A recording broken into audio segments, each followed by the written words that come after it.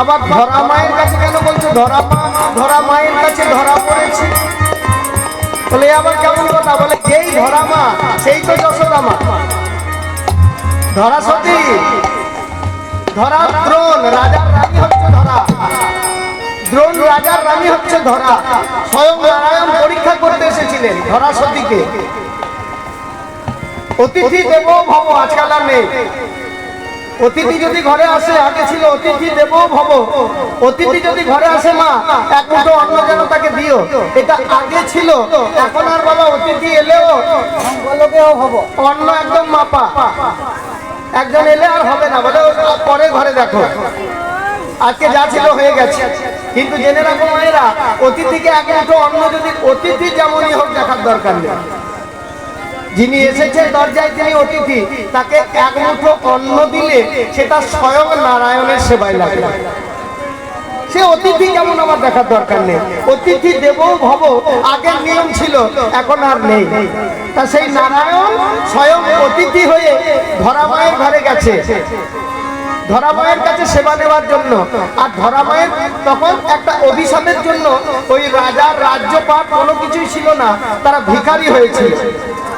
তা ধরা মায়ের কাছে গেছে, মা কিছু সেবা হবে? মা আমার সেবা হবে না এটা তো বলতে পারছে না, অতিথি দেব ভব, সেবা তো দিতেই হবে, কিন্তু সেবা দেবে কি? ঘরে তো কিচ্ছু নেই। বলে হ্যাঁ বাবা, কেন সেবা হবে না, আপনি বসুন। তা সেই ধরা মা গেলেন মুদিখানায়, মুদিখানায় গেলেন, মুদিখানায় যে গেলেন সেখানেও বসে আছেন স্বয়ং নারায়ণ মুদির দোকান খুলে, আজকে ধরা মাকে পরীক্ষা করবার জন্য। মুদিখানায় গিয়ে বলছে, বাবা আমাকে কিছু চাল ডাল দেবে, আমার ঘরে এক অতিথি এসেছে, আমি একটু সেবা দেব। তখন সেই মুদিখানায় যিনি বসেছিলেন তিনি স্বয়ং ভগবান। তিনি বলছেন, মা আমি তো ব্যবসাদার, আমার তো দোকান ব্যবসা করার জন্য, তা তোমাকে কেন দেবো না মা? তোমার টাকা পয়সা নেই, তুমি করে দেবে, কিন্তু ধার নিতে গেলে তো কিছু বন্ধক রাখতে হয়। তখন ধরা মা বলছে, কি আছে আমার, কি বা দেবো? বলে কেন মা, তোমার একটা স্তন আমার কাছে বন্ধক দিয়ে যাও।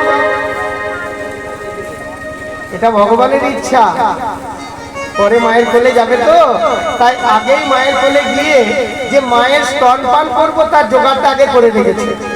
তা কেমন অতিথি সেবা দেখুন, সেখানে কিন্তু স্তন বন্ধক দিয়েছিলেন ধরা সতী, যার জন্য তার নাম ধরা সতী। এইবার স্বয়ং ভগবানকে সেবা দিলেন। ভগবান প্রসন্ন হয়ে নিজের রূপ দেখিয়ে বলল যে মা আমি তোর সেবায় সন্তুষ্ট হয়েছি, আমি কথা দিলাম পরে যখন আমি অবতার হয়ে যাব বৃন্দাবনে, তখন জন্ম নেব দেবকীর গর্ভে, আর স্তন পান করব তোমার, তুমি হবে মা যশোমতী।